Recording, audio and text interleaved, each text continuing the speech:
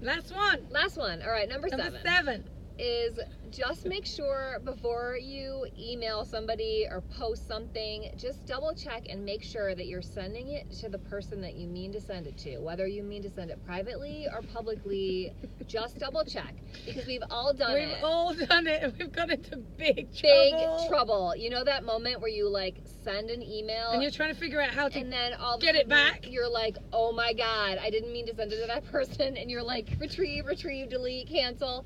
Okay, so just like literally careers have been ruined by somebody like posting on the wrong site or to the public when they meant to do private, or just double check. Just get in the habit of double checking, especially if you're sending something that's like critical of something or someone. Just double check before you click. Okay, so we're not trying to make you paranoid again. No. We just want to make sure that you're keeping in mind that you are at a stage of your life and your career where you're building your personal brand, and you want to make sure that you are sending the right messages. So just a couple stories, a couple other examples. I think we need some examples about your how this is so impactful. About your resume. We've looked at a lot of resumes in our career, and particularly lately, and there's a couple things that we've seen that have made us like stop and think. And one of them is modeling. I've seen a lot of resumes with modeling on them, and that's great, like good for you, but you need to think about is it relevant to the job that you're applying for right now, and is it going to attract the wrong kind of attention? Mm-hmm. Is that unless if you're not going to for that kind of a so we're career. talking about like a person that does modeling on the side, but has an accounting, maybe that's your personal one. Has an accounting degree, and they're now looking to get an internship at Merrill Lynch. Right. You want to make sure that side of your world, even if you made money on that, is kind of separated from your application to Merrill Lynch. Right.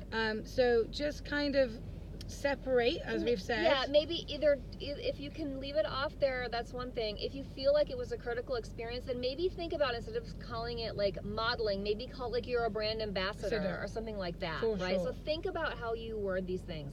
And then the other thing is, I saw a resume where somebody said, "Oh, I was a waitress at Hooters," and